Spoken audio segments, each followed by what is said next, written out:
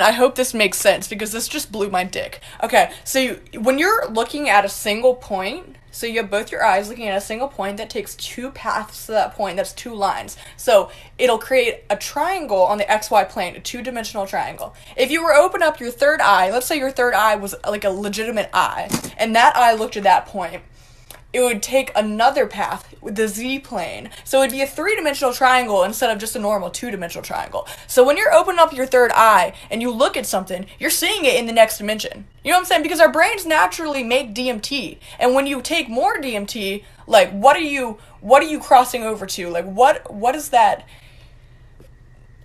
These are questions that we have. What? Does this make sense to you guys? Yeah. Sil Silva, nice to be here. So I decided to recently open up about some of my psychedelic experiences. Like, I've talked to a few friends about it, created a website, Psilocybin Stories, and, active on Instagram, just sharing stories, both good and bad, to give people insight into the psychedelic experience and help people learn what they might expect, although it's unique for everyone. I'm going to move over to Sil because we have a very important question coming from. Is that your real name? And I thought someone might ask that, and then I have a question back. What does real name mean? Did you know that microdosing ayahuasca vine, Banisteriopsis caapi, is a powerful natural alternative to treating depression?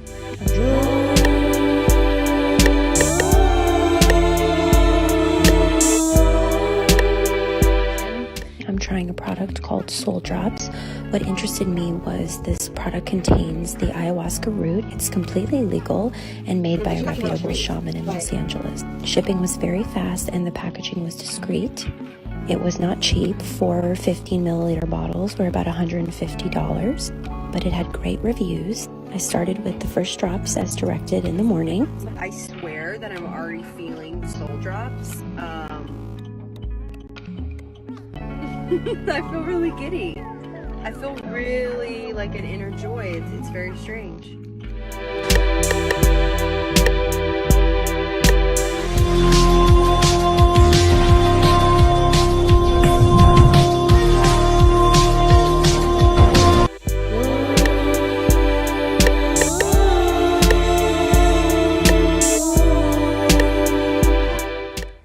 Are you wondering what these little holes are? Yesterday I did Kambo, which is the secretion from an Amazon frog. The frogs are not harmed. And a facilitator will burn little holes in you and then put the medicine on there. And basically for 10 minutes, you just purge your little brain out.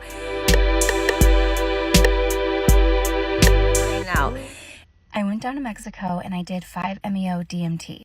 Quickly after I had smoked it, my whole entire body felt like I was on fire. My clothes felt like they were on fire, and I needed to just get whatever was in my body, get out of my body. My whole thing, everything needed to get out because it was on fire. All my clothes came off. I was butt-ass naked in the middle of the room, screaming to get Jehovah out of me.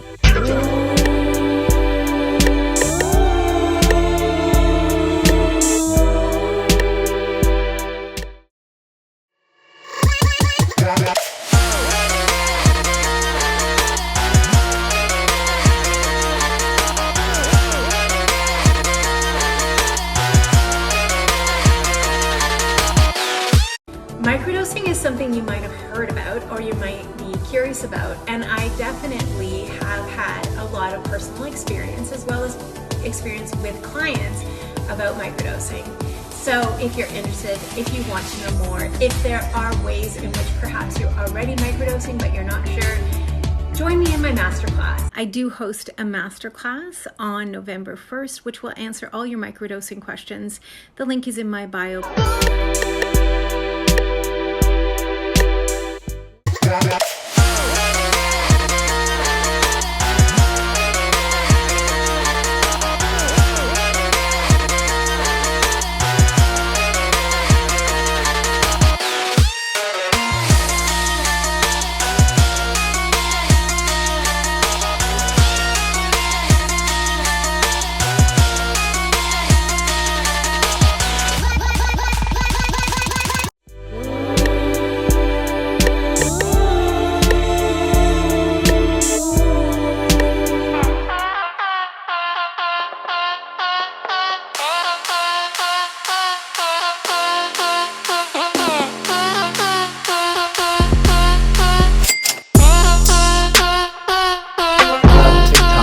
got my little secret weapon here.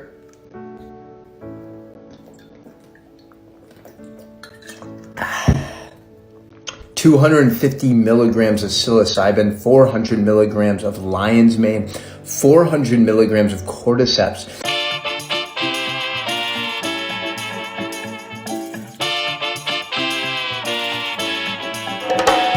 This blend of fungi is absolutely powerful in creating more neural connections in the brain and allowing us to be more creative, more present, and turn off that analytical mind that's always overthinking every last detail. So this has helped me tremendously, helped my clients tremendously, and I'm excited to launch my microdosing course in a couple weeks. So stay tuned. I love you and peace.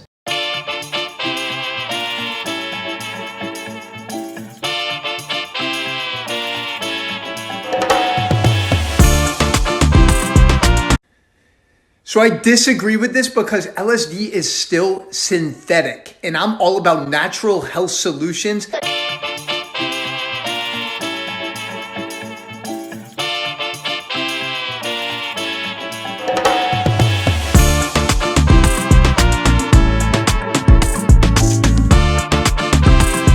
I believe that most people don't know who they are. They don't know what their values are. They forgot what their superpowers are. They forgot how special and unique that they truly are because they've been programmed subconsciously to believe all of these other stories. So what microdosing actually allows you to do is discover the truth.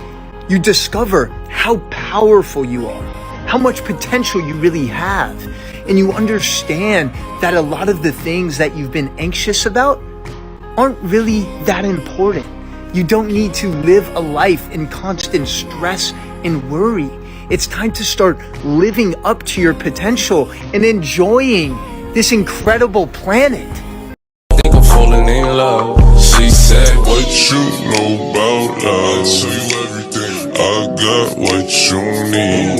Woke up in the store and get what you want. You get what you please.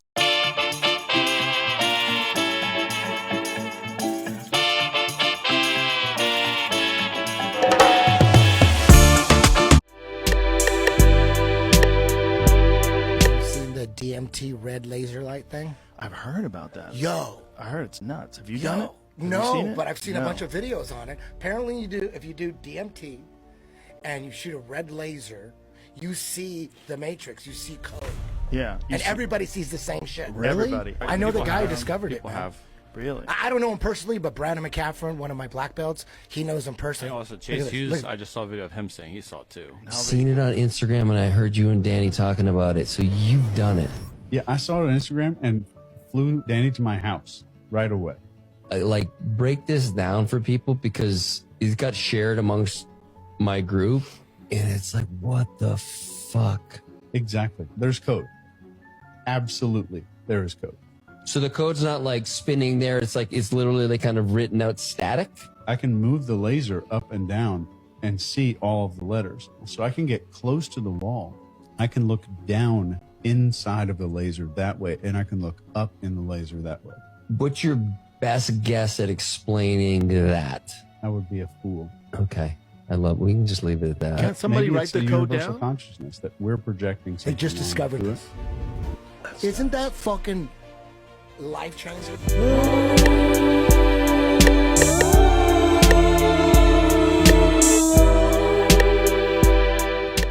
The core of psilocybin is soul.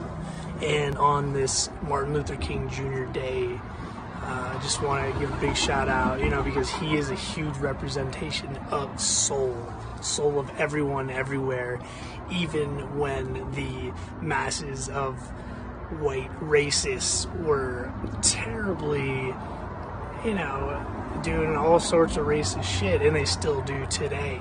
And it's fucked up. It is. And if you're a white person watching me and thinking, oh, he's white, who is he to say this? Well, fuck you too. They want me to be someone I'm not. Got me sweating, nervous, hot. Guess they don't want me to feel, rather be me a robot. So I drop it like it's hot, no oven mitts like Tupac. Yeah, we keep it 100 all natural. We rock. Woo! What's up? You know what it is. You know. Hakuna Matata. What a wonderful phrase. Hakuna Matata. Ain't no passing craze. It means no worries for the rest of your days. It's all problem-free philosophy. Hakuna Matata. Psilocybin got me vibing. Open mind, now I'm thriving. Woo! Magic mushrooms are fucking awesome. So keep playing those mushroom fucking stick drums, motherfuckers. Dance, have fun. You know, life's fucking crazy, right? Have some fun. Don't judge. Peace.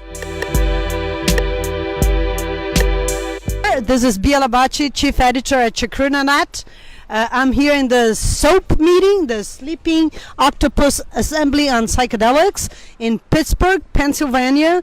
A really interesting meeting in a mansion that is pretty unique. Take a quick look at where we're standing.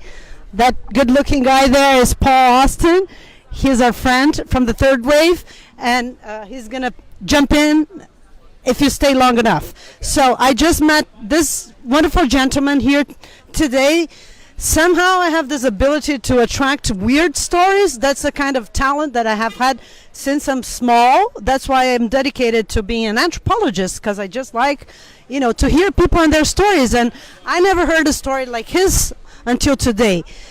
So he was talking to me about how microdosing influenced his relationship with his foreskin and with the topic of circumcision. I never heard anything like that in my entire life, and I'm Brazilian, and that's pretty exotic. I know a lot goes on in the U.S., but I'm just trying to understand, you know, how taking drugs makes a man relate to his penis and all that area that is something I don't know a lot about, like, you know. So why don't you tell us your story? Of course, Bia. Yes, so circumcision in the States is sadly the norm, and has been for since Dr. Kellogg implemented this as like the primary means, as in Kellogg's Bran Flakes. As sad as that is, he's the governing force that switched that to be the main means as to how people operate, is, you know, to circumcise kids, and that it's like the norm. And really and truly what that is it's you know, mutilation. That segment of skin is the equivalent to the female clitoris, and the fact that they're cutting that off at birth, it's creating a trauma of the deepest type of trauma. It's a sexual trauma at birth that most men have and don't know how to navigate for the rest of their lives. So essentially, before my son was born, I started researching circumcision and found it to be this barbaric means that, from my humble opinion and from what I've seen, it appears that it may be a tool of for the powers to be instrumenting men to be kind of cold and losing their, you know, feminine counterbalance. And you know, so I found this to be really surprising, and decided if I was going to have a boy, obviously I would not circumcise him. Through this research, I discovered what's called foreskin restoration, where you can use mitosis, which is healthy cell division, just as you know, Native African tribes would use a plate in their lip to stretch, or their ears. Hey, maybe not everybody is able to follow all that. So basically what you're telling is that you stretch the foreskin restoration. It's a process by which you stretch this the skin. Yes, you stretch the skin in two opposing directions. You know, as though one is closest to you and you pull away. just as though, where the skin that was cut, you are tugging is the verbiage. And for more information on the process, go to foreskinrestoration.org, and it is the resource. There's amazing devices that you can use. And what kind of devices? Basically dual tension, so it pulls the skin in opposing directions for you, so you don't necessarily have to do it manually. Does it restore like all the way back to what you think would it originally have been, or? I appear to be intact at this point after 5 years of restoration. Now, I do have resources, and I am connected with the foreskin restoration community, and I have been contacted by many. Some folks have tried to say that I was a fraud because of how intact I appeared, that they didn't believe that I was circumcised, and then I had to actually show a scar to prove that I was in fact. Oh my God, there's like a authenticity dispute with the foreskin restoration movement. Aren't we all really in trouble as a humankind, huh? Well, anyway, I'm interested in the particular topic of, microdosing and the relationship to all of that. Yes. And microdosing what? But beforehand, maybe you got to explain to us what is microdosing. Sure. Microdosing is taking subperceptual doses of either psilocybin or LSD. With LSD, it's in the 8 to 12 microgram range, and with psilocybin, it's believed to be between 0.2 and 0.25 grams is a subperceptual microdose. Through my microdosing regimen that I had followed, Dr. James Fadiman's, every fourth day regimen, initially I was using LSD around 9.6 micrograms, that I started to notice a very strong correlation between my foreskin restoration growth being sped up or enhanced by my microdosing. And it wasn't necessarily specifically when I was under the influence of the microdose. It was a cumulative effect. So I had started restoring significantly before the microdosing had become a regular part of my life. And, I say that by doing this, you can become whole again. As most of us know, an intact penis has essentially a pucker at the end of the foreskin where it tightens. And that is something that developed very naturally and in a sped up process through the microdosing, and that it was something that was cumulative. It wasn't something that it was like I take the medicine, and if I'm not using the medicine that day, I wouldn't see the growth. But I have a pucker that would appear to be that of an intact man, and I attribute it absolutely to my use of microdosing.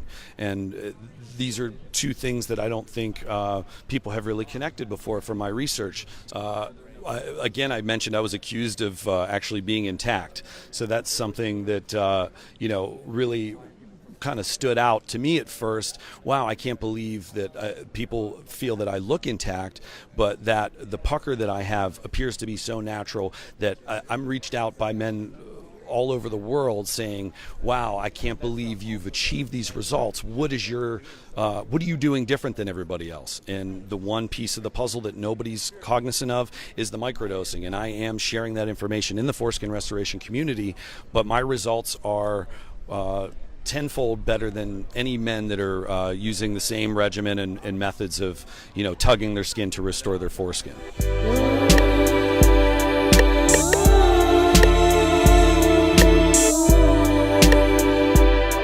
Psychedelics actually exist. There's way more than you think, man. Everyone always talks about shrooms and acid, but the psychedelic world is massive. There's thousands of them out there. Nah, there's no way there's that many. Like, actually, bro. Yeah, man, for real. You got your classics out there. Acid, mushrooms, mescaline from the cactus. But you also got some really fucking wild and wacky ones out there, like 5-MeO-DMT. That shit hits hard. Harder than hard. Wait, 5-MeO-DMT? Isn't that just regular DMT? Nah, man, it's a completely different box of frogs. No visuals, just ego death in seconds. Pure white light and total nothingness.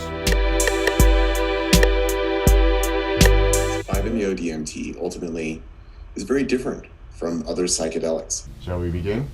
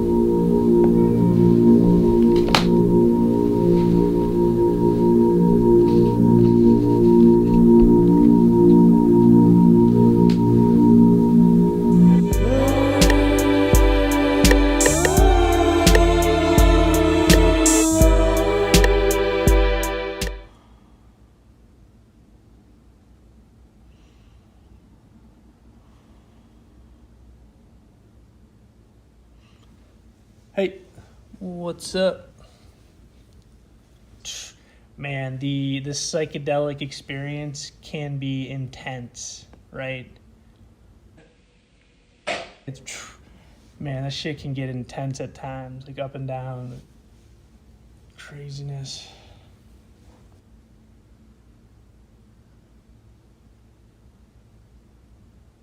But yeah, the psychedelic trip can be intense, man. Like, dad joke, like a camping trip or whatever, right? Intense. Sometimes it's stronger and sometimes it's not, and sometimes it'll have different effects. Which I think that's what's kind of cool about the psychedelic experience too, is that it's not like anything else. It's not like alcohol where you kind of know you're gonna like feel something after some drinks or whatever. You're gonna get a buzz. Magic mushrooms are so much safer than alcohol. It's crazy. Oh my God. Wow. Magic mushrooms. Yeah. Where it's like with psychedelics, you're going to feel something for sure if you take enough. But like every time it's kind of different. And that's why it's cool. And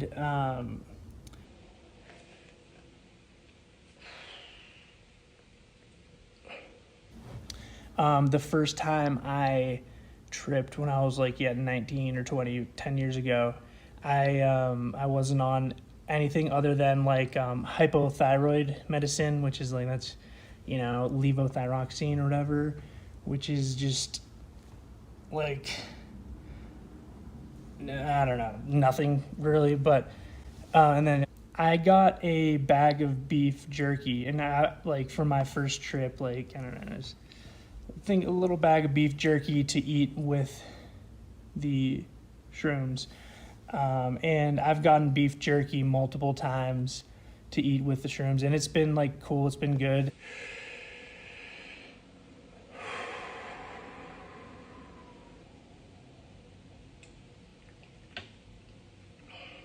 This is something that I was thinking too during my last trip. I was like, about the stoned ape theory.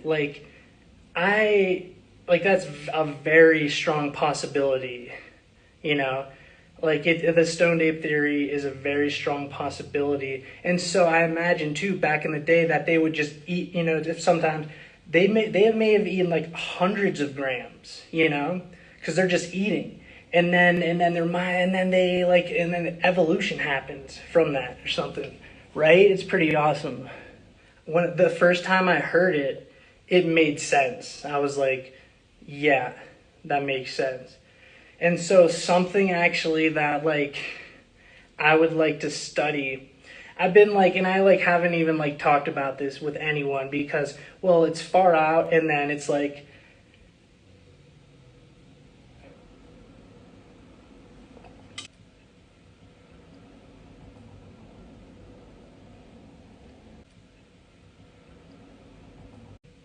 well, I would love to research some specific animals who like we could like monitor giving them psilocybin, or like evolving drugs like that, but like psilocybin or something, yeah, and see, watch what happens. I would love that so much. It's like animals are very smart. This has been like an awesome talk. Like, yeah, have an awesome day, and we'll see you tomorrow. Take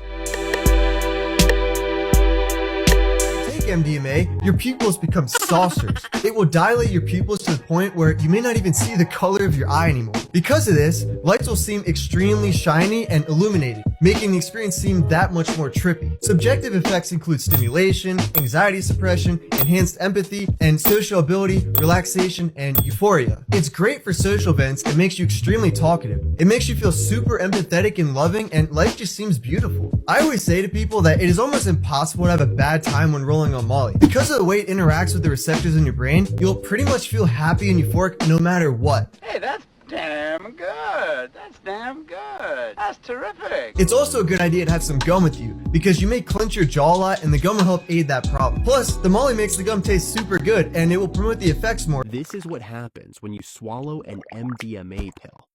First, the tablet gets swallowed and lands in the esophagus. Gentle wave-like muscle contractions guide it downward until it lands in the stomach. There, powerful gastric juices break open its coating and dissolve the active ingredient. Then, the dissolved molecules move into the small intestine, where they slip through the intestinal lining and enter the bloodstream. Carried along with the red blood cells, the drug flows through the arteries, spreading throughout the body. As the blood passes through the liver, part of the compound is broken down, but the other survives and continues circulating unchanged. The remaining molecules eventually reach the brain, where they cross the blood-brain barrier and enter sensitive neural tissue. Inside the brain, MDMA locks onto serotonin transporters, blocking them from pulling serotonin back inside nerve cells. This causes serotonin to build up in the synaptic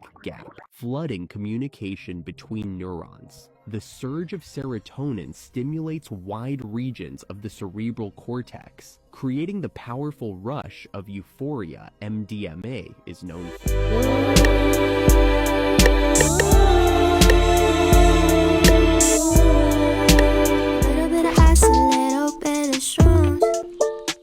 Did that tree just talk or was it you? I can feel the sun on my skin, feel my face melting, existential bliss. Oh my God. Is a tree stump with a mushroom growing on it. And this is a big rock.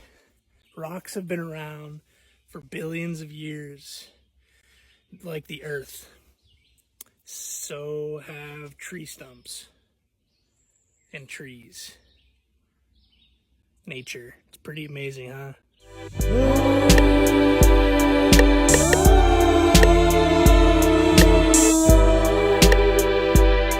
Oh my God, get the slippers! Oh, that's cute. This is goals right here. Do you guys think that psilocybin has any therapeutic benefit? Psilocybin is the #1 therapeutic benefit that's ever changed my life for the better. Get deep within and show you things that you wouldn't normally see, and it makes you present, and you can heal and learn a lot from it.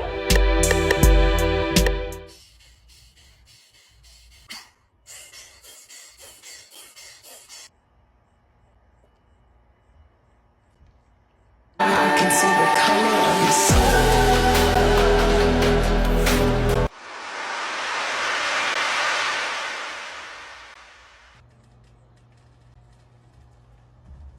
The thing that came through the most is your waka free.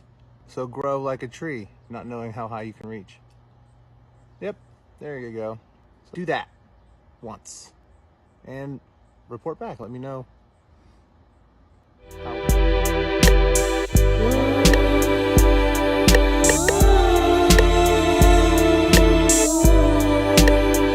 This is a story of the time that I smoked DMT and met the Hindu demigod Lord Indra. I had taken 300 micrograms of LSD along with 3 grams of magic mushrooms. I was laying down in my bed, and in the midst of this psychedelic chaos, I reached over and grabbed my vapor genie and proceeded to smoke a large amount of NN-dimethyltryptamine. Lord Indra appeared in front of me, and he was holding these glowing orb-like objects in his hands. He then proceeded to take me on this epic journey with him to the place that the Hindus and the Buddhists call Indra's net. I was looking at this giant netting structure that had the same orbs that Indra was holding interlaced throughout the netting. Indra explained to me that each one of these orbs represented its own soul and that we are all interconnected. He also told me that we chose to be born into this world at this time in history for a reason and that we all have a purpose here. Moments later, I snapped back into my physical body with a crazy story to tell.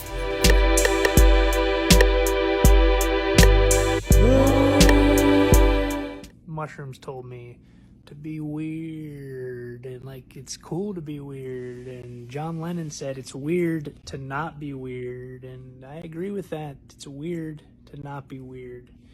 So if anything, let's try to get a little bit more weird, people. Let's get a little weird, right? We get a little weird, a little bizarre, a little strange, a little bizarre, a little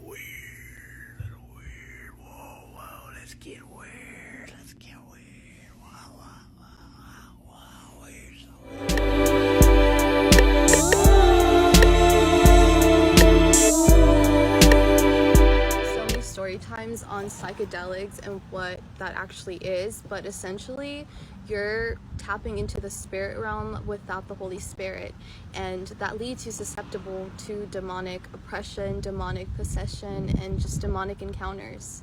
Everything you see is real. All the entities, all of the demonic encounters, the things that you see, the downloads of information that you get, it's just occult knowledge. There is a thing amongst like the trip community, we call it, or they call it, forbidden knowledge, basically. And these are things that you realize in these spaces, and then when you come down out of that trip, you forget. You also see good things like angelic beings, good encounters, happy things, and all of this like information and encounters, it's just Satan's way to lure you and trap you to do it again and again. It becomes an addiction, not really like a physical addiction, but a spiritual one, because our bodies were meant to connect to the spirit realm. Our souls were meant to connect to the spirit realm, but we were meant to do this through the Holy Spirit. So this is just Satan's way of being a counterfeit and offering you that without the Holy Spirit. This is why so many people feel safe, they feel understood, they feel like they finally discovered the truth about this life and this world. But the truth without Jesus isn't actual truth at all, because he says that he is the way, the truth, and the life, and without him we can't get to God. So all these trips do is just they get you close enough to the source, close enough to God, to see the spirit realm and to see all of these beautiful things, but it's just void. It's not containing Jesus. It's not what he intended your spiritual reality to be. A lot of these things are just facades, imaginary things that Satan plants into people's trips, like I said, in order to seduce them. I only had good trips. I wasn't seeing demonic things or anything, which was harder for me to understand, but then I realized that this was just part of the seduction. Scripture says that Satan is the prince of the air. What is the air? Frequencies. Just going into the other comment that you made, frequencies, I mean, God created science. Science backs up God. A lot of people think that science and God are opposing forces, but really, science is only trying to explain the spiritual properties of this life, of this world. Everything has a frequency, everything has a sound. Like I said, a lot of the things that you learn in the New Age are real things, but they're pointless without Jesus. They're pointless without God. There's a lot of what I learned just about creation and the universe and like metaphysical things and quantum physics. All of these things, like, the thing is that just because they're real, it doesn't mean it matters. It does not mean that it changes anything. A lot of it is just seduction. A lot of it is just information and knowledge. It's just like the serpent. He promised humanity knowledge and to be like God and have the knowledge that God has about the universe, but I was so broken. I was so lost in my sin. The only thing that can ransom our souls back to God is Jesus Christ. It's not knowledge, it's love. And God is love. And the only way to God, the only way to the source is Jesus Christ. So if you want to get closer to God, no amount of trips, no amount of books, no amount of supernatural experiences are gonna get you there. Only Jesus can get you to God. And if you want to get closer to him, you just have to invite Jesus into your heart, into your space, and ask the Holy Spirit to fill you with himself. The Greek word for sorcery that's used in the New Testament is pharmakeia. That's where we get our word for pharmacy.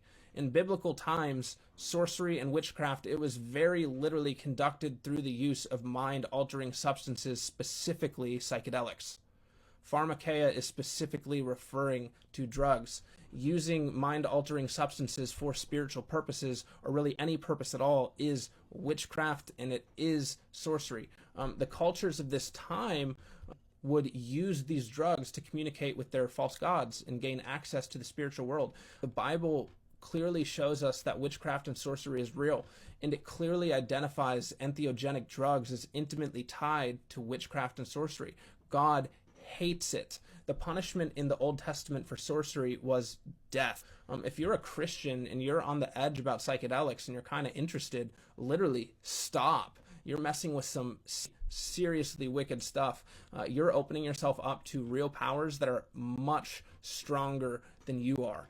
Even if you've had a few good experiences, you have no idea how quickly things can turn and how quickly things become completely out of your control. Again, you're opening yourself up to real spiritual powers that want to destroy you.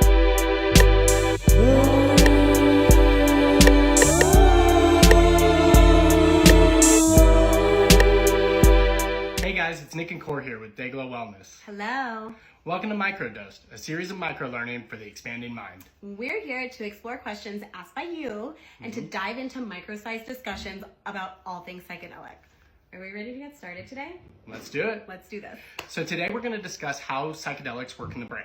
And before we dive into that, I think it's really important for you guys to understand serotonin and what that does in the body. So serotonin is one of our most important neurotransmitters. It affects almost everything we do, from digestion to mood to sleep to sex drive. It affects all of those things. So I'm talking about serotonin. How is serotonin and psychedelics related when we talk about how psychedelics work in the brain, Nick? So psilocybin and LSD in particular bind to the 5-HT2A receptors in our brain. Okay. This does two things. It stimulates the production of brain-derived neurotrophic factor, and it increases the transmission of glutamate. And those receptors that you talked about, those are the same receptors. Those are serotonin They're receptors. serotonin receptors. Yes, Okay. absolutely. So those two things that they do, they promote brain-derived neurotrophic factor, and that is a protein that promotes neurogenesis in the brain. And what neurogenesis is, it is the regrowth of neurons in your brain, you guys, and it also improves the existing health of neurons that are already there. And why this is so cool is because like studies are being done for like dementia and Alzheimer's because your brain kind of atrophies, right? But this medicine can actually stimulate regrowth of these pathways in the brain, and that's why it's just so amazing. And then the transmission of glutamate. Yep. That's important because that has to do with improved cognition, memory, and learning. Yep. So those are the two main things that happen when we take psychedelics and like how it works with the brain chemistry, right? Yep. And then it's also believed that it disrupts our default mode network. And our default mode network, think of it as your ego.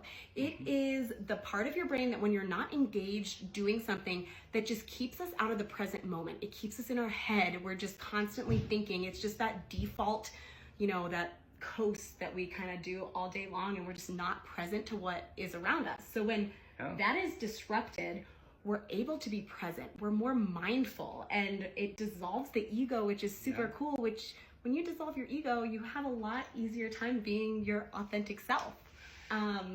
So actually we had one client that told us that like the noise, the static in her brain, the first time she microdosed, she said like for the first time ever, she was able to just not be thinking of the million things that she had to do. It's so cool. Very cool. But yeah, is there anything else you'd like to say on this, or is this about it for today? I think that's about it for today. Okay. So that's a wrap for this episode of Microdosed. We hope that you found this insight to be helpful. If you guys have any topics that you'd like us to discuss, drop it in the comments or slide into our DMs and let us know. Yeah, we love hearing from you guys, and your curiosities drive our content. So please let us know what interests you.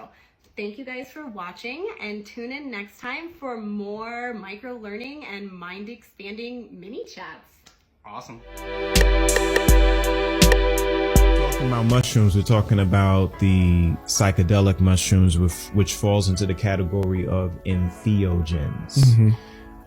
If you notice in that word, you have the word theos. Okay, Right. And theos deals with God and divine. That's why when you're dealing with a preacher, pastor, reverend, Theology.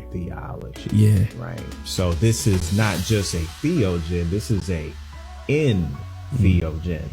So this is how you commune with God. You know, some people pray, some people die. Some people have near-death experiences. Some people get hit in the head. Some people find religion, and that's how they communicate. Yeah. However, the creator already left, you know what I'm saying, a straight shot connection. We got our own like 5G service. That's what's it's up. 5D service. You know what I'm saying? Fifth dimensional. And what we're able to do is through plants, we're able to commune with the creator inside of us.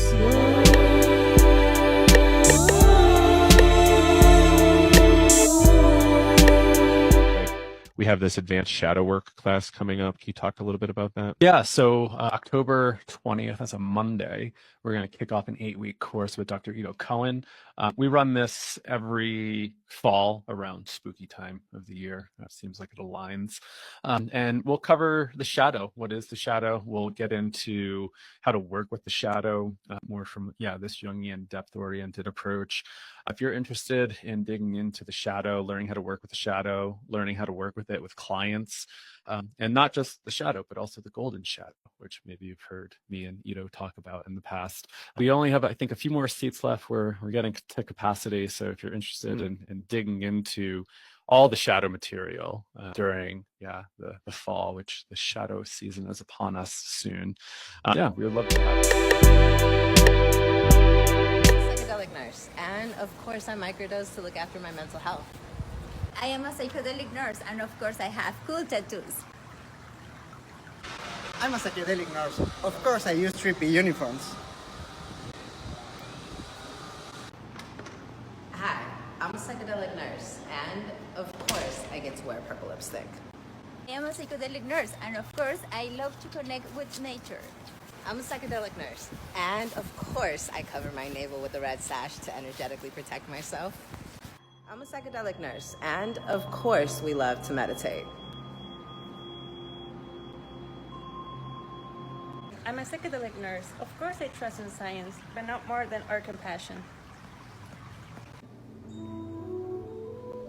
Hi, I am a psychedelic nurse, and of course I believe in energy cleanses. I'm a psychedelic nurse, and of course we love to read.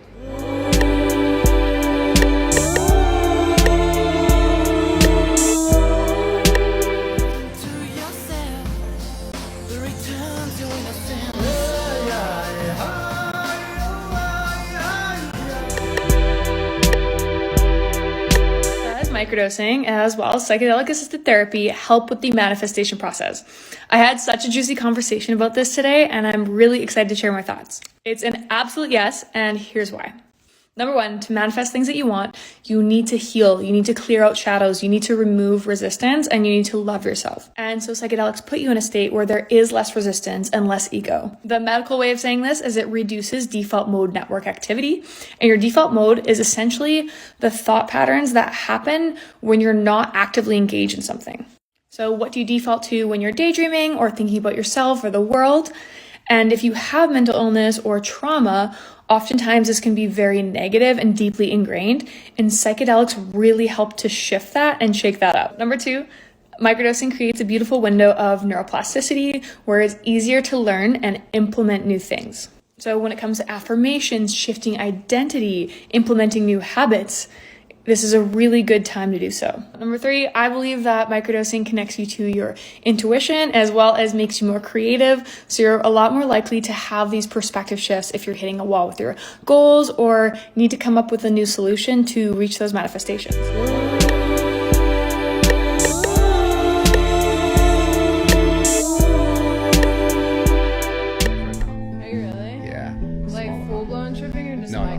Complete microdose, because he was tripping at first. He was like, "You're on shrooms right now," because he couldn't do it because he'd be like social anxious. But I want a small microdose.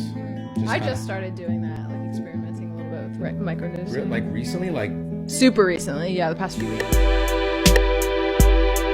It's so normalized to prescribe meth to children.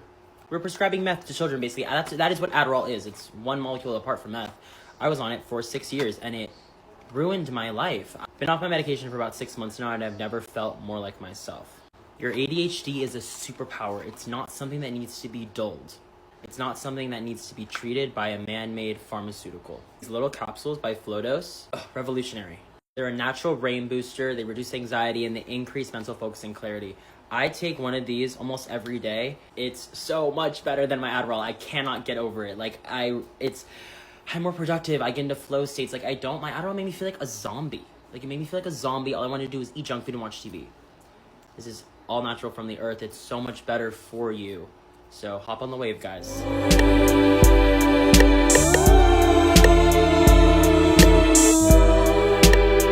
was wondering, would you consider yourself a wook, and what type of wook would you be? See, the thing is about the wook question is that I thought that wook like originated as like being something that was dirty, hairy, and smelly, and like, you know, a wook. But then like it's morphed. No, it's morphed now. Like now there's like people that are like, it's almost like a festival, I don't know, fucking triumph to become a wook, I guess, if you're wooking it. I don't get it. I'm here to be comfortable. You look very comfortable. Dude, you should see my tent. I have squishmallows and a raised mattress. I live in comfort. I love it. That makes him a wook, so wook it. I would not consider myself a wook.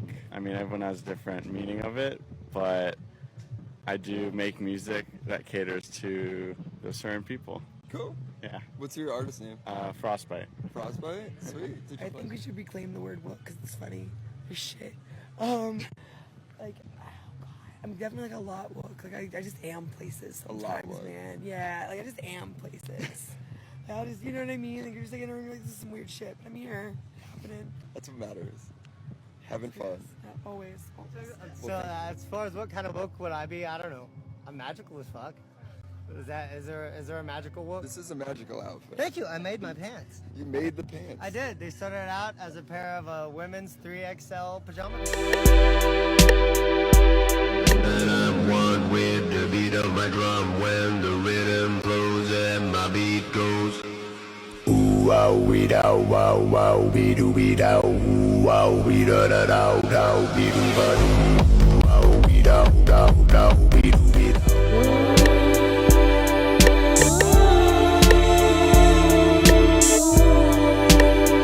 Know all the places you've gone, all the people you've encountered. What's been like one of the craziest experiences where you're like, oh shoot? Burning Man, bro. Okay. There were so many videos I couldn't even post.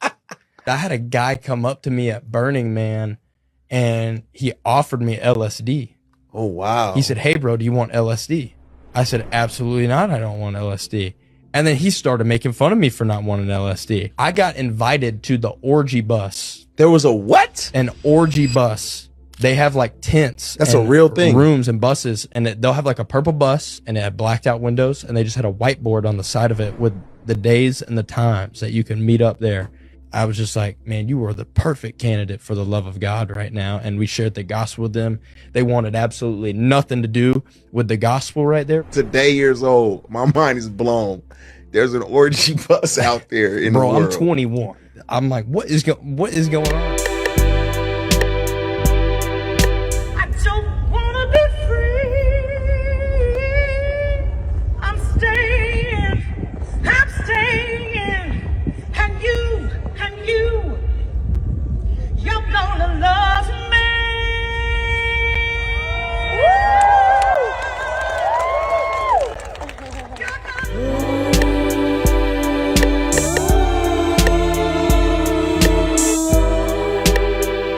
Burning Man Festival, a free-thinking festival where people all across the globe come to Nevada in the desert to create their own city, to escape reality, to indulge in a life of sex, drugs, a city that promotes orgy, a city that promotes drug use, drunkenness. And people may come to Burning Man looking to escape the reality, looking to escape earth, the wickedness of the world.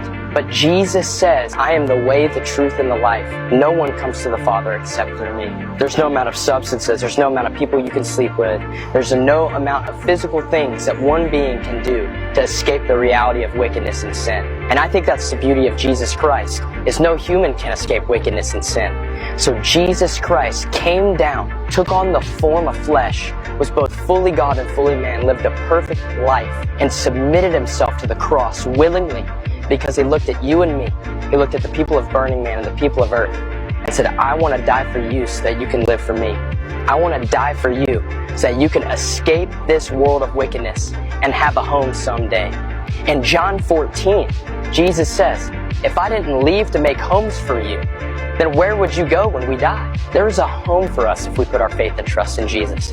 Many people come to Burning Man to put their faith and trust in sex, drugs, and substances.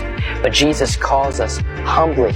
He doesn't tell us what to do, he showed us what to do and said, my son, my daughter, put your faith and trust in me. I'm the only thing that won't let you down. Can I share a little bit of my story as well? I have a supernatural encounter with Jesus when I'm in Waffle House. And I was like, God, I got this bad taste in my mouth about you. So I said, if you're real, take away my anxiety and depression. Because I'm like, man, if you're God, you can take it away. He took away my anxiety and depression almost instantaneously. Since that day, I haven't had anxiety or depression. And I realized that my anxiety and depression and all the wickedness and struggles that I've been through, when Jesus died on the cross, like that's what he died for. And so when I put my faith and trust in him, I'm like, man, Jesus, you took that on. I'm going to put my faith and trust in you. Would it be okay if I prayed for you and blessed you before you left? Is that Absolutely. okay? Can I put a hand on your shoulder? Is that okay? Thank you, Brad. I appreciate you. Man. Jesus, thank you so much for Brad. God, I thank you for his kind heart. Jesus, I pray that you just protect him and keep him safe as Burning Man finishes, God. I just thank you for his life, God. Would you just continue to speak to him through other people? God, would you just send people his way that actually represent you the correct way and love him the way that he's supposed to be loved by you, God. And we just thank you for Brad. Bless him, God. Speak to him in dreams and visions. We bless him in Jesus' name. Amen. Can I give you a hug? Yeah, absolutely. Love you, dude. Love you so much. That was a really interesting conversation. What kind of spirituality? Do you follow anything? What does that look like for you? I believe in art. You know, I just believe that humans create the most magnificent art in the world, and that's pretty much what I'm praying to. When you die, what do you think happens when you die? I become a work of art. A work of art. What does that look like? Does that look like probably a tree or a tree? Okay, so you believe like once you die, you become something with nature or something of that sort, some sort of pose and with no ego, just like every other human or living thing ever. I was never taught that God existed to begin with, so it was easy for me. And so there was a night I was going to take my life, and I had a supernatural encounter with Jesus when I was in there. Jesus was like, no, you don't have to fix yourself to come to me. No, I'm not going to force you to follow me. It was like, actually, if you come to me, I'm going to clean you up. Okay. And if you want to listen to me. Yeah, I don't think that there's like a man that can do all that. Thank you, I appreciate you. Oh, okay. Absolutely. See you later. Well, that happens, guys. Sometimes when you share Jesus with people, they don't want to hear the gospel. And the night I was going to take my life, I went to go have my last meal. Yeah. And I had an encounter with Jesus Christ. Since that day, I haven't had anxiety or depression. Isn't that crazy? Oh, yeah, but you have to eat rock bottom to actually come back. And so that night when I prayed that prayer to God, and I said, take away my anxiety and depression, and he took it away, I started following Jesus. And I had a hole in my heart, a big hole. Yeah. And it was like he filled that hole in my heart. Okay. Isn't that a cool encounter? Cool, man. Super cool. Yeah. Would it be okay if I blessed you and prayed for you really quick? Is that okay? Can I put my hand on you? Is that okay? Yes, if you'd like. Awesome. Jesus, thank you so much for Ruffy. God, we just thank you for his kind heart and his vulnerability. Jesus, right now, we just ask you to show up in his life, God. Would you speak to him in dreams and visions? Jesus, any life struggles, anxiety that's weighing him down, if depression's weighing him down, we just ask you to remove it in Jesus' name. God, we just ask for you to show up in Ruffy's life. We thank you for him. We bless him in Jesus' name. Amen. Amen. Thank you so much. Can I give you a hug? Is that okay? Yeah, of course, man. Love you, man. Love you. Last question. Yeah, of course. Because you said that you think that there's something greater out there, but you don't know what it is. Yeah. If Jesus Christ revealed himself to you, would you consider to believe in him? Of course. If I pray and ask God to touch you and you feel his presence, would that be okay? Yeah. Can I take your hand? Yeah. Ready? Watch this. Holy Spirit, we just ask you to encounter Ruffy right now. Touch him right now. In Jesus' name. Amen. Did you feel anything when I was praying for you? Yeah, I feel good. You feel good? Yeah. What does it feel like? I don't know. I like your interaction. Yeah. In the Bible, Jesus Christ, his title is the Prince of Peace. Okay, yeah. And so in the middle of our struggles, when life gets hard, Jesus promises to be with us through it because he's the Prince of Peace. So God doesn't promise to take everything away, right? Yeah, like if I were to do drugs, my issues would go away for a moment, and then when I sobered up, they would come back. Yeah, but yeah. Jesus says, I'm not going to take it away, but I'm going to be with you through it. Yeah, peace. Peace is good. Yeah, Peace it's a through it. beautiful thing. I understand it. Yeah, that's Thank so you. cool. Yeah, Thank you, brother. I love you, man. Can I share a little bit of my story with you guys? There was a night that I was going to get ready to take my life, and I went to go have my last meal at a restaurant, and I had a supernatural encounter with Jesus. Since that day, I haven't had anxiety or depression. And so when I had that encounter, I started like doing some research. I had a hole in my heart. And then I remember reading about Jesus, and they called him the Prince of Peace. And I was like, it's so interesting. He became the peace in my storm. And I learned to dance in the rain with Jesus, and it became a beautiful thing. And so Jesus totally removed my depression and anxiety. Would it be okay if I blessed you guys and prayed for you guys? Would that be okay? Yeah. Is that okay? Yeah, could I hold your guys' hands and pray for you guys? Here we go. Jesus, thank you so much for my friends here, God. We just bless them.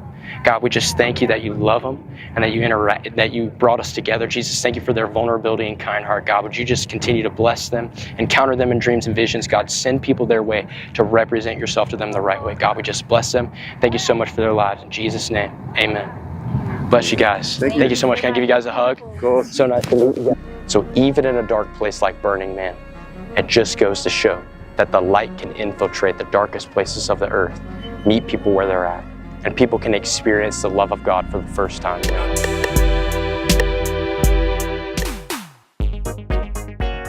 Mind Medicine Australia's push to have psychedelic drugs accepted in mainstream medicine has taken an unconventional route. Why can't I get out of bed? Antidepressants and side effects. So I tried magic mushrooms, and now I'm feeling so great. This music video was released by the organisation early this year. Magic mushroom, shroom, come into the mushroom, healing our planet, healing our souls, taking us into an altered state. I did it for a cabaret show that was called Songs for Psychedelics, and it's actually been viewed by, I don't know, a couple of 100,000 people now, so it's drawn an enormous amount of new audiences to the work that we're doing.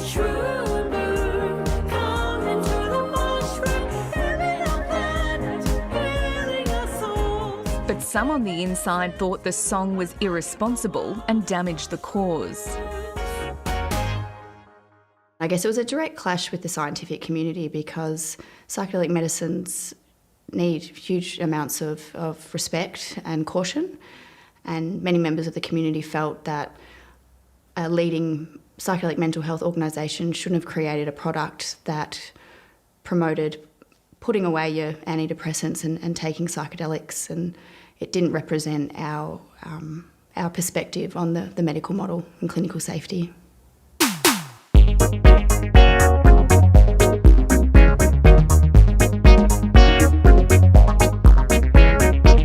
Why can't I get out of bed? It's not because I am dead, and yet the pain never stops. Antidepressants and side effects.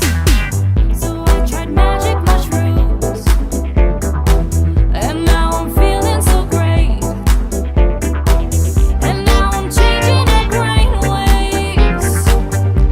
I'm changing my state. Shroom, magic mushroom, shroom, come into the mushroom, healing our planet, healing our souls, taking us into an altered state.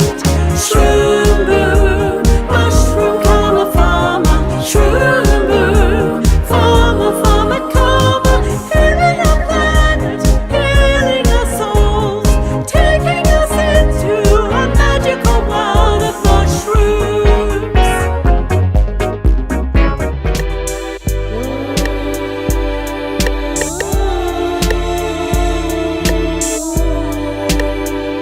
Excellent. One last question before I put it over to Shlomi, and it was one that today was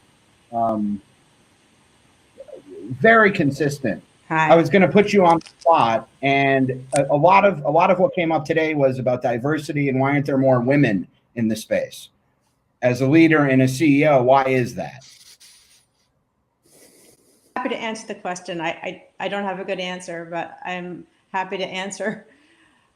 First of all, I'm looking forward to changing that, number one, and to having other women join me. And I've often wondered about it, in the cannabis space, whether it's some sort of bad boy thing, and maybe that's spilling over to the psychedelic drug development side of things too, or to the psychedelic investment side of things. I don't have an answer, but I think it will change. A lot of the audience here wanted Judy just to opine a bit more on, for lack of a better word, what I'm getting is people didn't get enough about you being a woman, which is very obvious, but in the context of this industry, and I think you touched upon it, like, why is this space lacking more diversity? And that might be rhetorical, but since you have the benefit of being a woman, we're going to pose that question to you, Judy. I've always been very curiosity driven. That's really what's driving me, is curiosity. And so I hadn't really ever sat back and thought, oh, you're female, you're not female. Maybe you should, maybe you shouldn't do this for those types of reasons. And sex really had nothing to do with it. I have been curious though recently, sitting on panels like this where it's mostly male, and certainly, and I was happy when I saw Robin Carhart Harris's lab photo, which was pretty much 50-50 male female, but among the more senior researchers in the field in neuropsychopharmacology, certainly there aren't that many women. At least in the notable researchers that we all know and read. So I'm hoping that's going to change. I guess that's really all I have to say about it. We need to wrap up, but in the spirit of acknowledging the need for more diversity, guess who gets in the last word? Judy, you want to say some final comments on anything in particular or this vein of thought? Then we'll wrap it up for everybody. For many people, working in a small startup and having a multidisciplinary role within a startup is the best way to learn. So I do encourage you to hit yourself to people that you are aligned with in terms of your values and your views. And that would be an amazing learning opportunity and really the only way to do it. Trial by fire. You got balls, Judy. Oh, beautiful!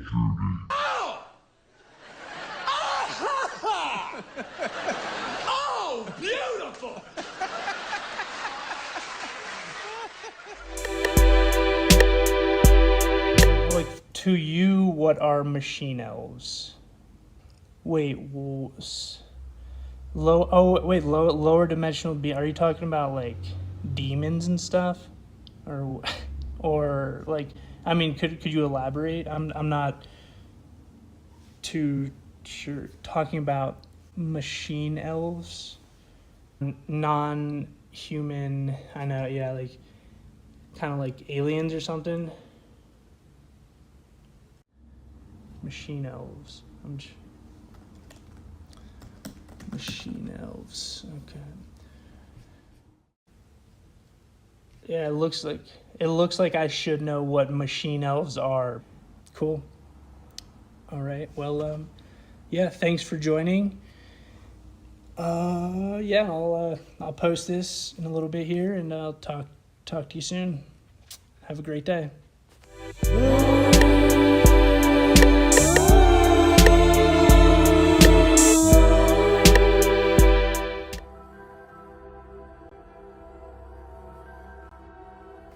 So, about that. Oh my god, DJ Doblin, that's so old school! I first encountered DJ Doblin doing back-to-back with Spangle back in 1972.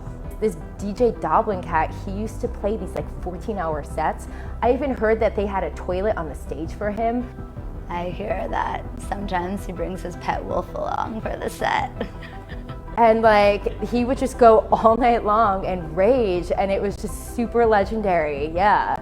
It was amazing. Why do you ask about DJ Doblin?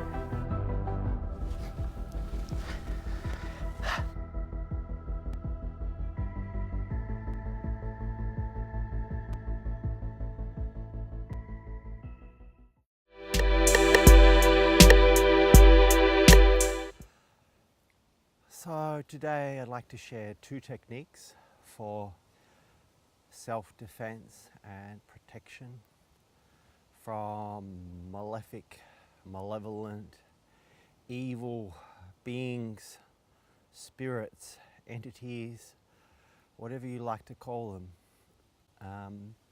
People can commonly experience these beings when they drink ayahuasca or when they take high dose mushrooms or when they take any psychedelic, for example. And you can even meet these beings in your daily life. It's simply that when you take psychedelics, the psychedelics are opening you up more to the spirit world. You can use these techniques to defend yourself from the beings. And the first technique I want to share is called soplar, and it is a technique that the shamans in the Amazon use, and it's a kind of a blowing. It's a blowing that is a bit different to the huff and I'll puff and I'll blow your house down blowing, which I'll give an example of, which is so that's not a very effective blowing. If you try blowing like that, you're not going to blow anyone's house down. So this blowing is a very much a weaponized, short, sharp blow like this. So it's very effective actually in repelling these beings. They don't seem to like it. I don't know why, but it can even maim or kill them. So this technique can work very well, but there are times when that technique may not work. And there is another technique that I first came across many years ago when a friend put on a tape of some walk-ins from Sedona talk about boogie busting. And the boogies they described as fifth-dimensional entities. And I'm not 100% sure what the difference between a fifth-dimensional and a fourth-dimensional entity is. I don't call them that. I call them etheric entities. They appear to me to live in the etheric world. And this technique that they described, using a short, sharp, high-pitched sound to kill the entity. So I started to use this technique and eventually gave it a name, torping. And brace yourself, I'm going to make the sound. All right.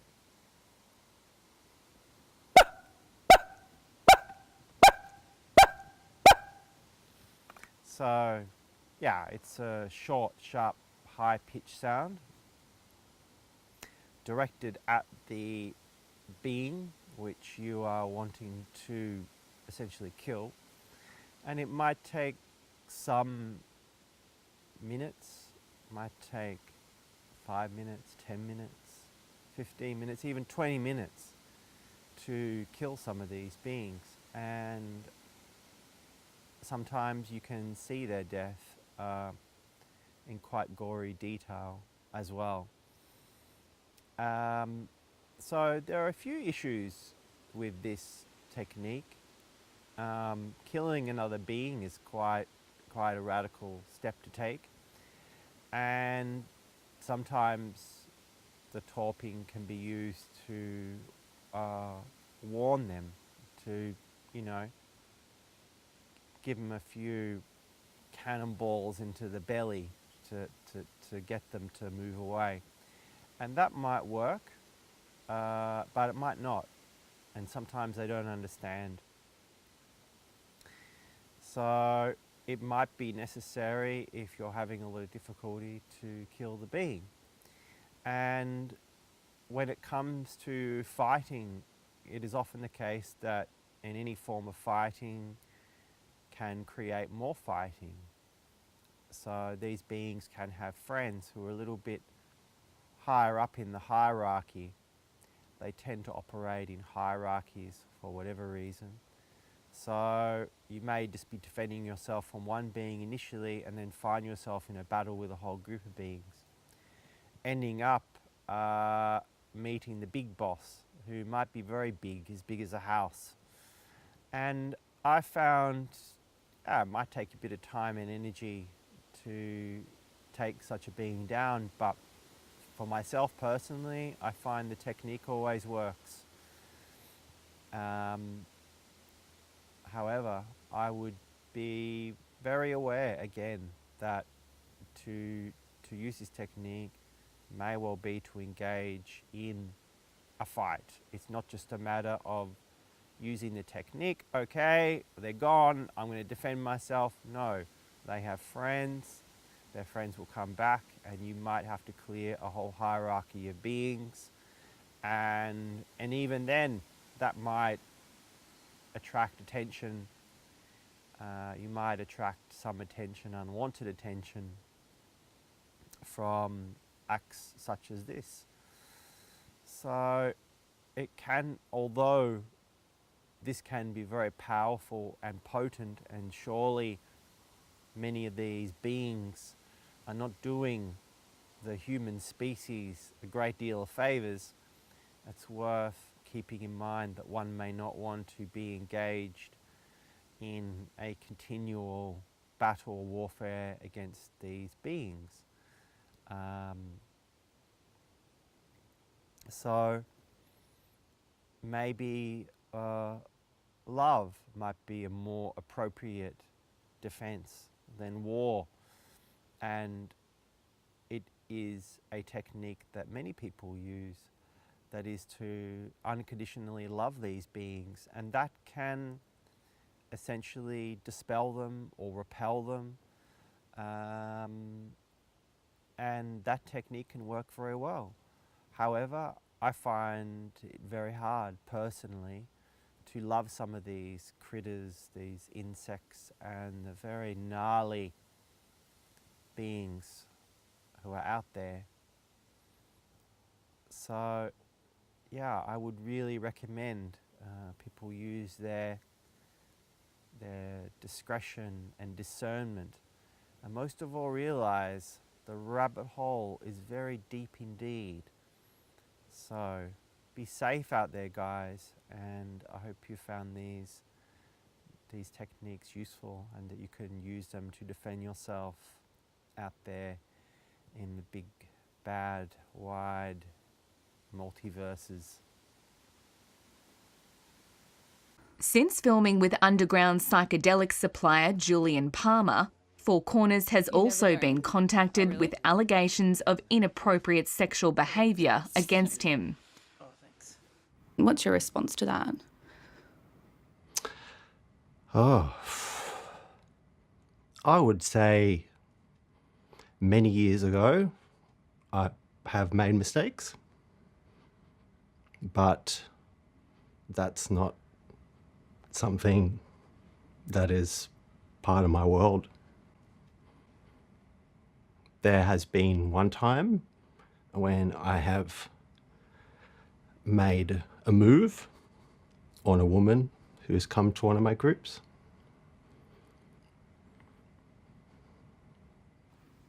And what happened? What does that mean? That means that I kissed her during the session. So in 2017, you made a Facebook post referencing 3 women who you say have accused you of sexually abusing them. Mm-hmm. What can you tell me about that? Yeah, that's none of those women came to any groups that I facilitated. I didn't sexually abuse them. What happened? By the way, I think this is hilarious. I don't. Okay. I don't think that it's appropriate for me to talk about it publicly.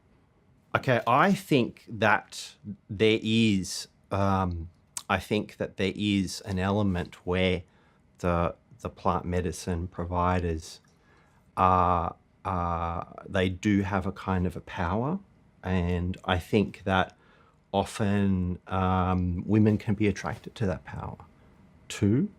I think that is a big element, and I think that there can be an abuse of that power by males in this space. Are you one of those males? Not. You're in a position of power and you're giving vulnerable women illegal drugs. Are you a safe person to be doing that? I'm a very safe person, and I don't believe the word drugs is really appropriate. Why? That's what they are. Because we're dealing with medicines that help heal people. Well, the evidence is still not in on that completely. Well, I witness the healing every day, and I see it, and many people report it, you know, and I really resent this Me Too bullshit. That is what it is, and I think it's completely inappropriate.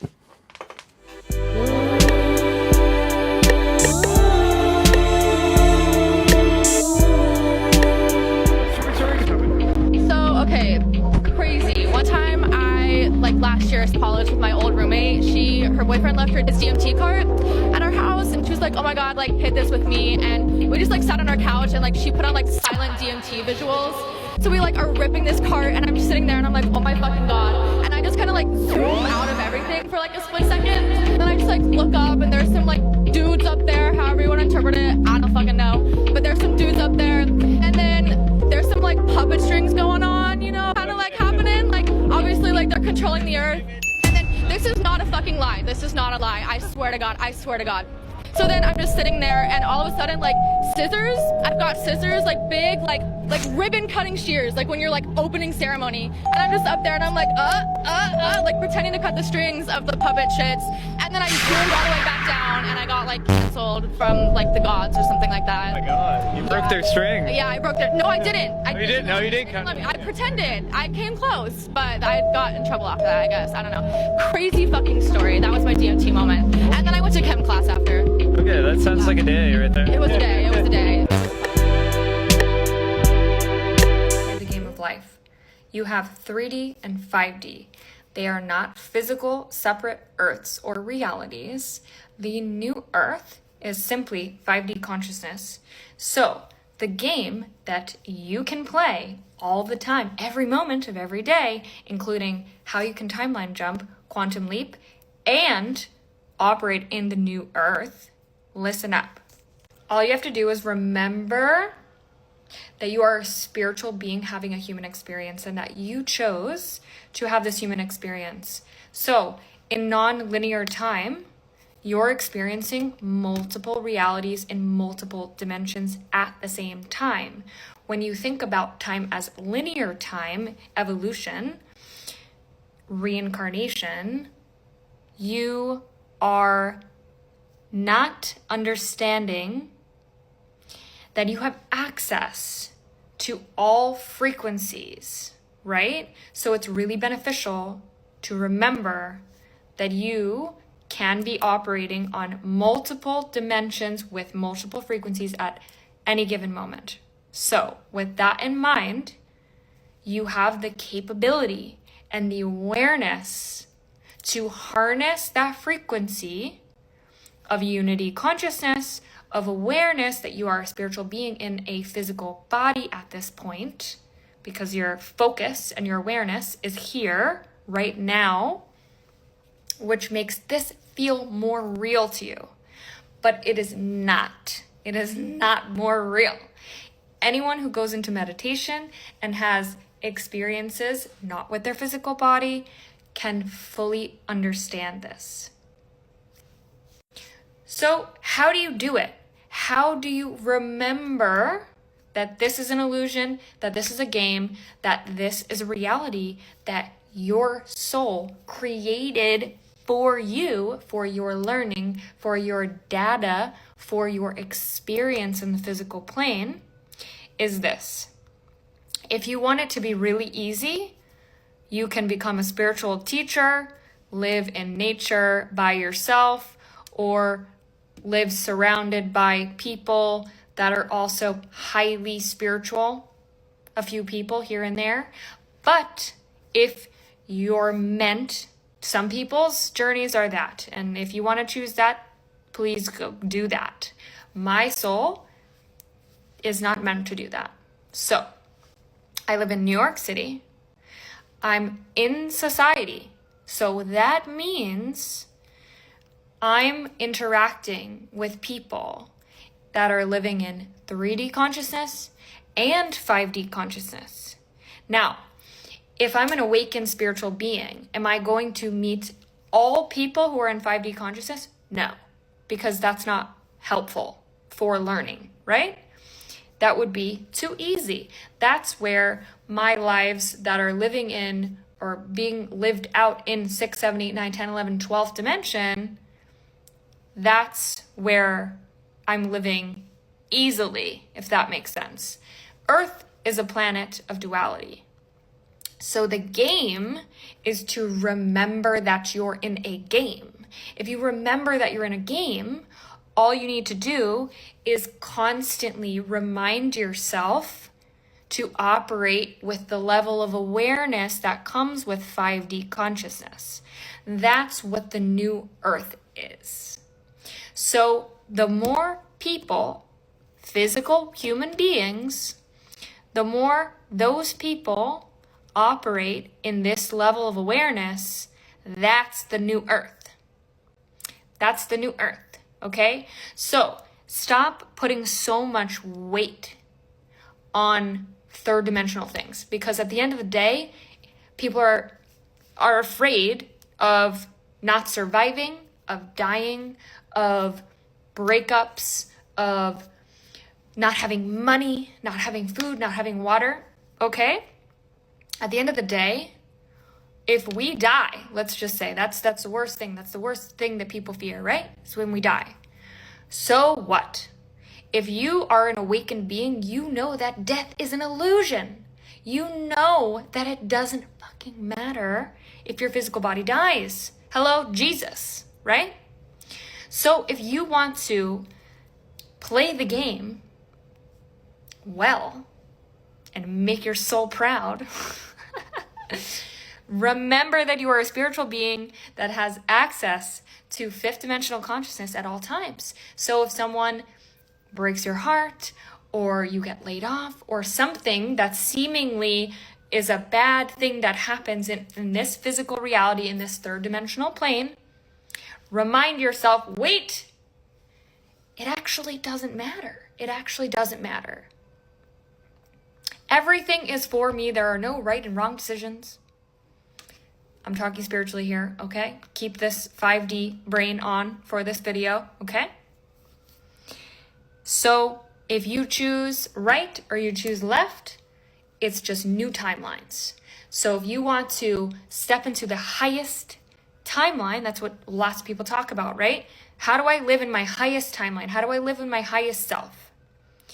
The way you do that is living in alignment with your 5D awareness. So not operating through ego, operating intentionally, or pausing when you realize that you're getting triggered from a trauma response in your body, reminding your mind, hey, we're going to nurture the body for a second, and then we're going to respond.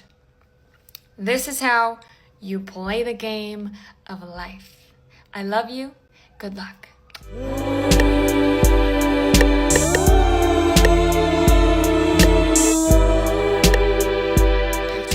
These are 5 signs that you've 100% quantum jumped into the new Earth, into this new timeline that we're in right now. Okay, number 1, you can't really eat that much food anymore. Like, you just can't. As soon as you eat, your cognitive abilities, your soul you feel very drained on a spiritual level. So your food is becoming very limited. Especially like processed food, you're limiting it. Okay, number 2 is that the synchronicities are through the roof. Like, you can't even explain it to the average Joe. Like, you can't even explain, like, the things that are happening, the synchronicities are so profound that you're actually getting shocked too sometimes. Okay, number 3, you can't talk to people anymore. Like your friend circle, your group is so small. Maybe you talk to one or two people on the phone. And again, it's not because they're bad people or anything. It's because your downloads are happening at such a high rate that you have to preserve your energy. Okay, number 3, you keep seeing angel numbers like 1111, 222, 333. I've talked about this on my page where these are fragments of light from the multiverse. That's you contacting you in this dimension. So you're getting contacted from the higher self. Now, the last one is, this one's going to be a little strange, but you feel like the animals are speaking to your soul. Like, you can't really explain it, but like, especially like when you see crows, black cats, owls, you are on the other side. There is O positive, O negative, or A positive, A negative. You dislike authority figures, clumsy and a healer. You have a unique birthmark.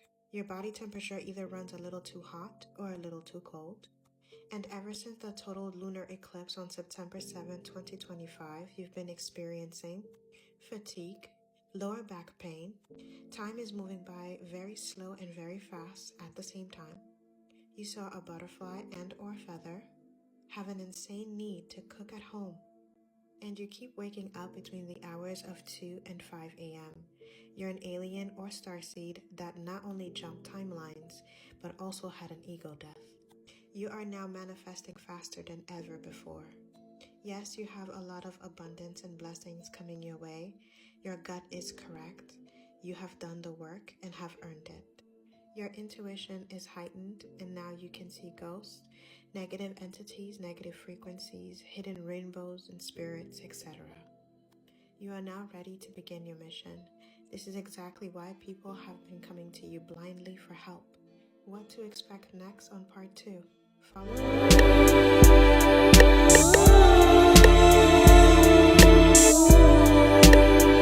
Single psilocybin trip, and I specify trip because sometimes when people take psilocybin at the doses that Griffith uses, they don't have a psychedelic experience. Most people who take the dose do, but not everyone. Those who take the dose and don't have the mystical experience don't experience the consequences of taking the drug. And the consequences can be quite profound. So one consequence is that if you have the mystical experience that's associated with psilocybin ingestion, you're liable to represent that to others and yourself as one of the 2 or 3 most important experiences of your entire life. Psychedelics, part 7. I'm really surprised that I haven't already said this one, but we are infinite spiritual beings having a human experience. There is so much more than just you live and you die and you're a human in this flesh. We may have incarnated in different places over our soul's entire lifetime. This became extremely apparent to me when I started channeling light language from the angelic realms. Remember not to take life too seriously, because our souls are here to grow and evolve and experience things. This human lifetime that you're living right now is just one little tiny speck on all the lifetimes you're Psychedelics are real living beings with a consciousness that is far more expanded than yours. You are not just getting high. You are forming an alliance with a non-human intelligence. Let me ask you a few questions. You can either comment your answers or you can just answer them in your head.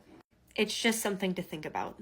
Do you set intention before you consume psychedelic medicine? Do you view psychedelics as living spirits that are here to have a conversation with you and help you? Or do you just view them as chemicals or drugs that you are ingesting to get high? Do you write down a list of intentions for the experience and questions that you intend to ask the spirit of the medicine? Do you spend a few moments paying some respect to the spirit of the medicine and thanking it for the experience that you are about to undergo? Or does this not even cross your mind? Do you ever burn sage or other herbs or even resins to clear the space of stagnant and negative energies before you begin the ceremony? These are all really important questions to ponder. as someone that is interested in the psychedelic experience. I would suggest implementing a lot of these things into your practice, if you haven't yet, because it really does play a giant role in the overall outcome of your experiences. If you are interested in microdosing or journeying with psychedelic medicine, then please reach out to me directly. Either in a DM, my email, or in my link tree, you can find all of my links. I would love to chat with you one-on-one and explain everything that I have to offer that can aid you on this path. As always, much love and many blessings. Tell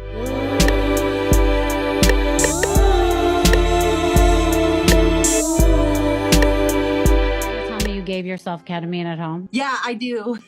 Oh, you still do it? Yeah. Mm-hmm.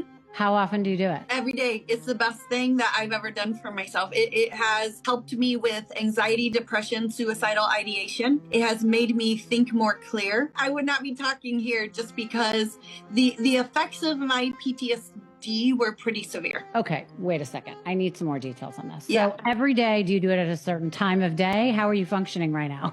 Yeah. Oh my gosh, I'm functioning the best I've ever functioned. Actually, I knew how disorganized my brain was and dysregulated my nervous system was, but traditional anti-anxiety and antidepressants were not helpful to me. Sanskrit. Mayan. Hello. Get some Incan tattooed on your forearm. Hiya. Oh,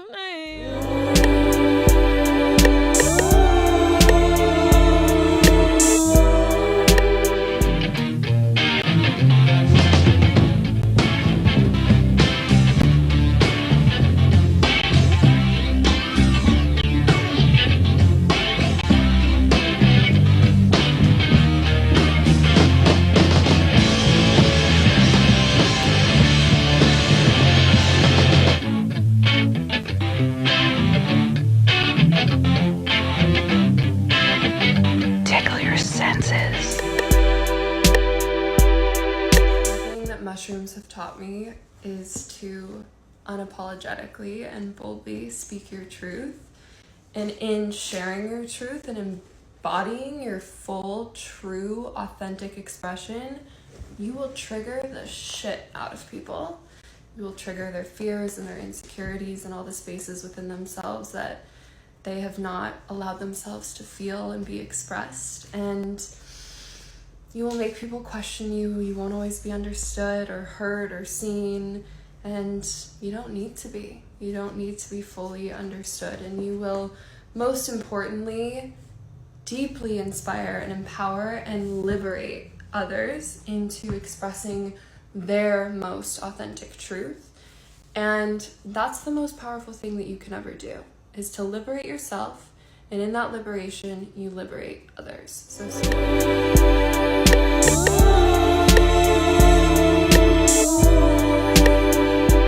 Let's do a what's in my bag as a mushy girly living in LA on a night out. Bag of the evening is perfectly sized, not too small, not too big. My wallet, an extra pair of hoops, a $5 bill, lip gloss, mushroom capsules. I'm gonna start off with one right now. Cheers. A caviar spoon, a lighter, hand sanitizer, and spare change for the parking meter. Terence McKenna said, "We take the poetry out of being. We extract the poetry from being by the assumption of the mundane." But this is it. I'm saying this is it. This is life. Right here, right now, always. And this is where poetry happens, in the moment, here and now, and in nature. Nature's a great place for poetry and for being and for meditating.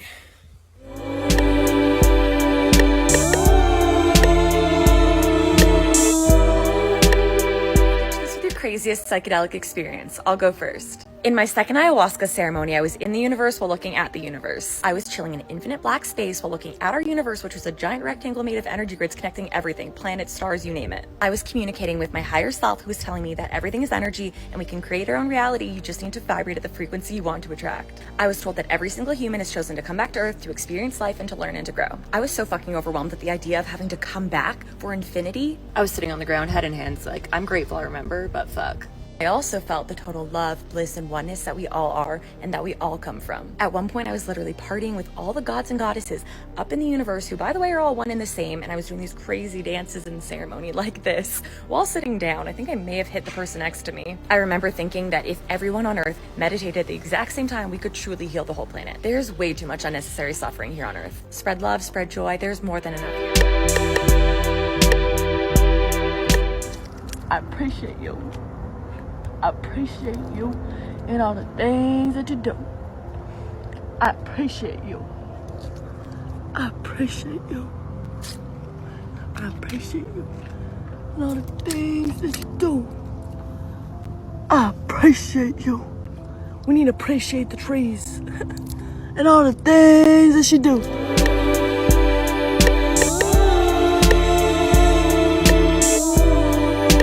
Terence McKenna said, "If the words life, liberty, and the pursuit of happiness do not include the right to experiment with your own consciousness, then the Declaration of Independence isn't worth the hemp it was written on." Rooms are from God. It's like taking a little piece of God in the morning, and then you just feel a little source sparkle.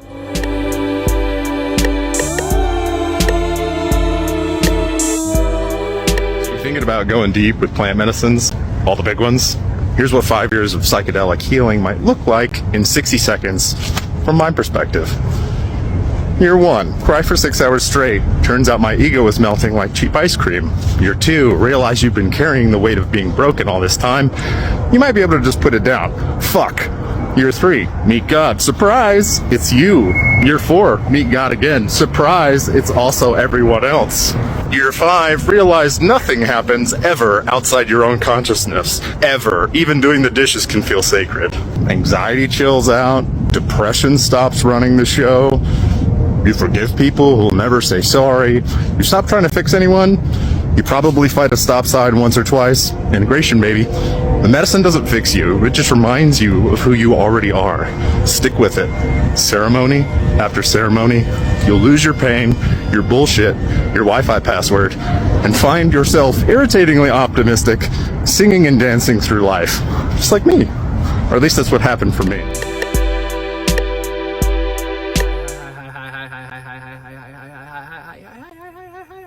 Hi. Okay. In regards to today, April 19th, the day that Albert Hofmann discovered LSD in the 1940s, Bicycle Day, I have a quote from Albert Hofmann, and he was high on that day. But also in regards to nature with psychedelics, the connection with nature and psychedelics, he said, "It is very, very dangerous to lose contact with living nature."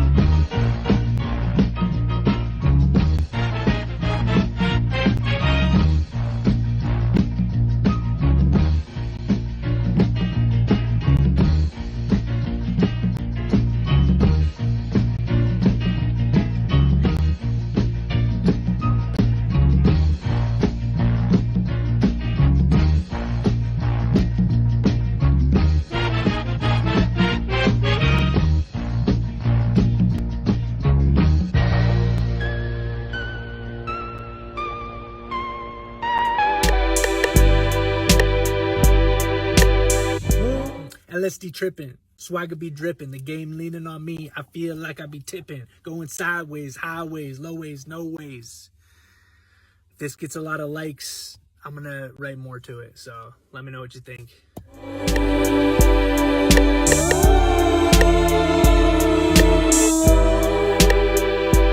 That under some conditions, vision can expand to the point where they can see down into the micro level. They can apprehend the micro level consciously. You think that our consciousness can extend down to the micro level, to the level of... I do. The micro level of DNA. Okay. Well, since we're on this topic, I have taken extremely high doses of psilocybin. Like 4 doses is enough basically to knock you out of your body. I wouldn't recommend it casually. I took 7 grams 3 times. And I had this shamanic experience. It was unbelievable, and I don't even know how, I have no idea how to make sense out of it. Well, I believe that. I can quite understand you have a most extraordinary experience. I've never taken such a drug, but I could imagine you had a most remarkable experience. But you've just said that you think that your consciousness can see into your cells and see the structure of DNA. That has got to be utter nonsense. I'm sorry. Well, like I said, I'm perfectly reasonable, willing to admit forthrightly that that is a highly speculative idea.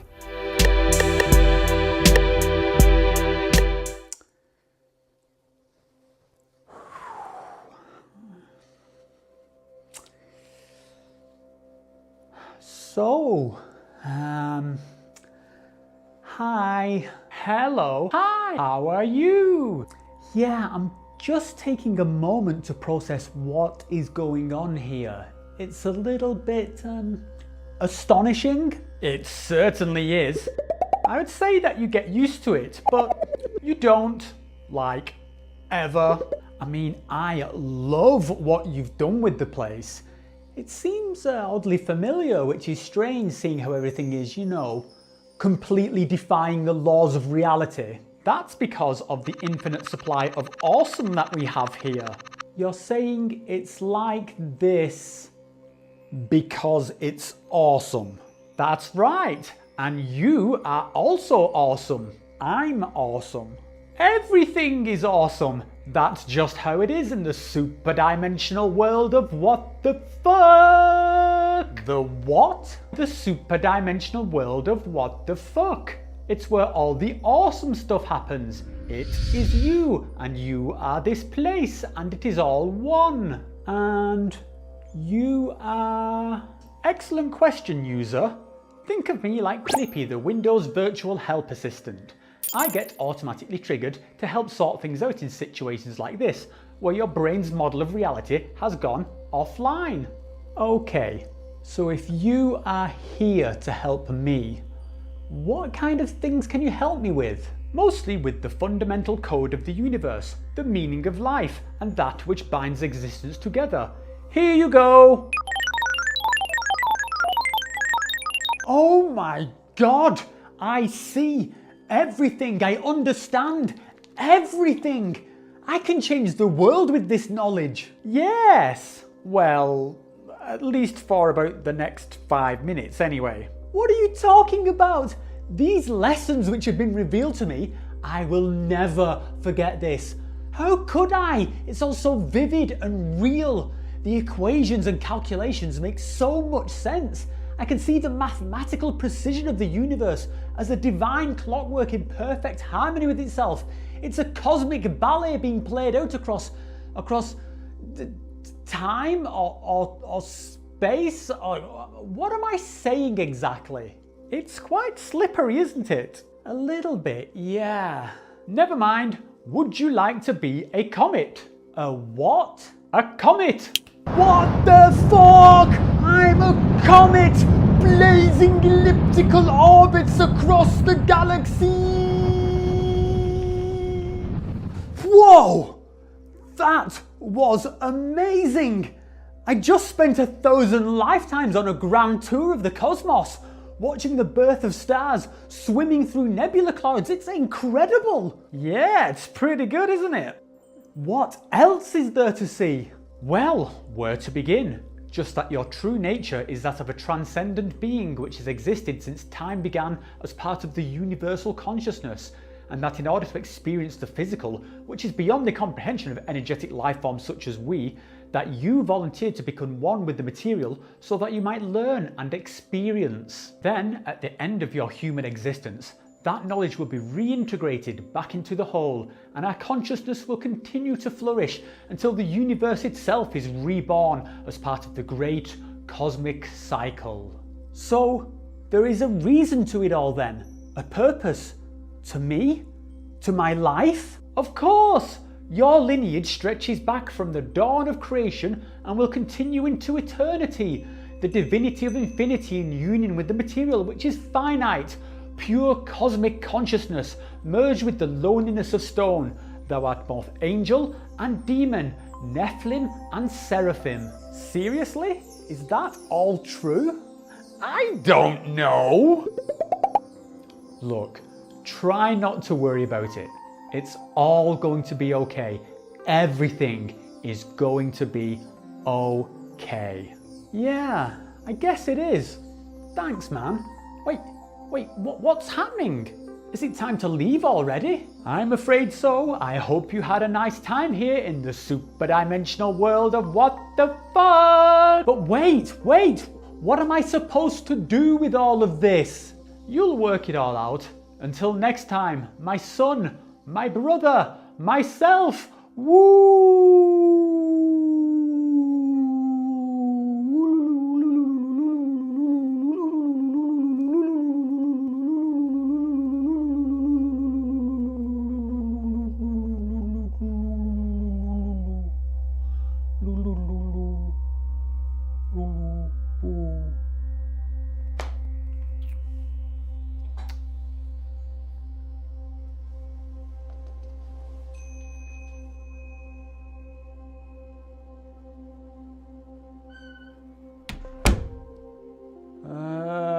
What the fuck?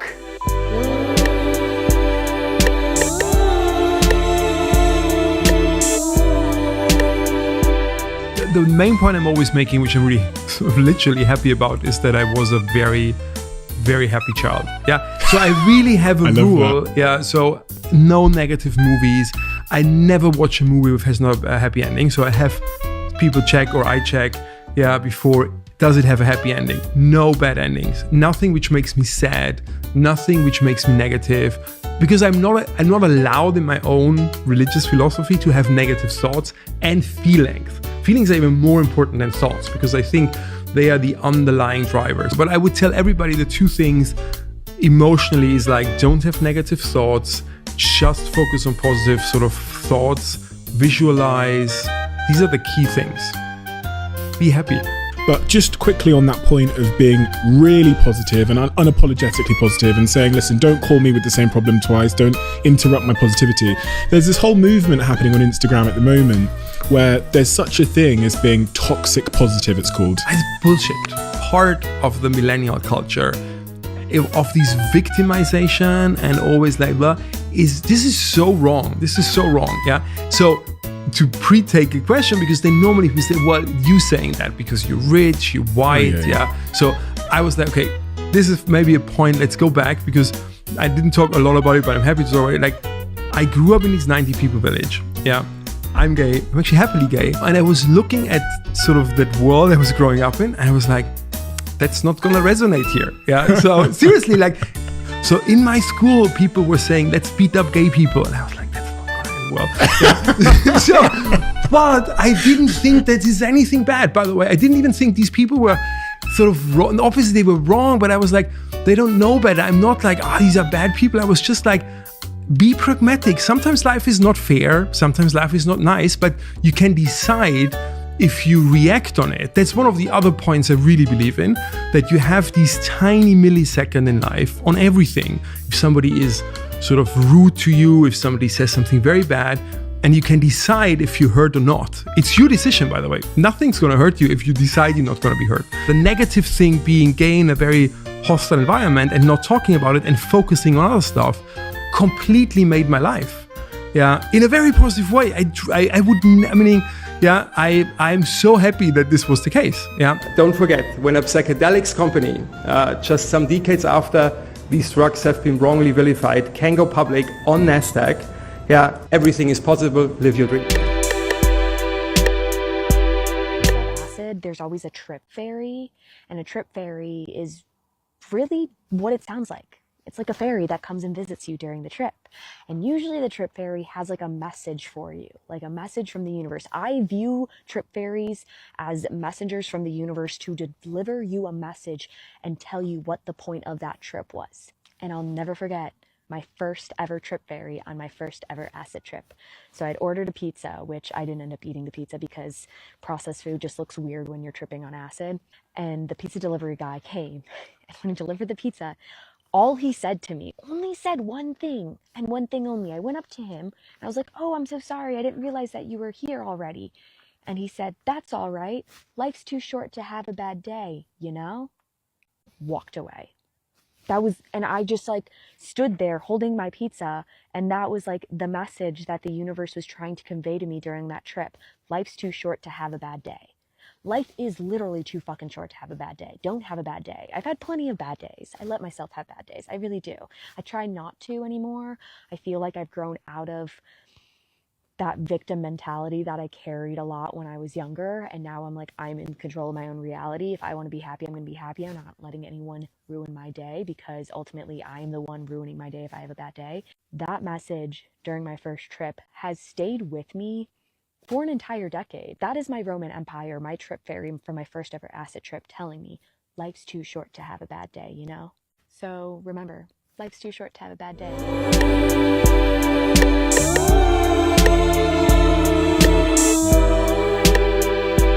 Everyone that takes DMT, these creatures show up that look like court gestures or space aliens with different things and say, there are too many humans, you need to wipe out the population, then you'll become gods. You need to kill people so you can become a god? Yes, you need to depopulate and you need to transcend. Do you know people who've heard that message? Oh, absolutely. They've had whole groups and studies that have had group hallucinations of this. Tech heads who, microdose and are big into hallucinations and big into hallucinogenics, when they get more advanced and deep into it, then the things start giving them more ideas and explaining the system they're going to build, the AI, the takeover, and this new species, and how you're going to transcend death. They say the devil's greatest trick was convincing the world he didn't exist. I think that's his second biggest trick. I think convincing the world that good doesn't exist is the devil's biggest trick. Yes. Convincing us that there isn't anybody good and that you don't have power and that it's all over. The biggest trick is hopelessness when we're promoting truth and justice and honor, and we can't just dial into demons. We can also dial into God and get that message, but you first have to recognize that good and evil exist. Yes.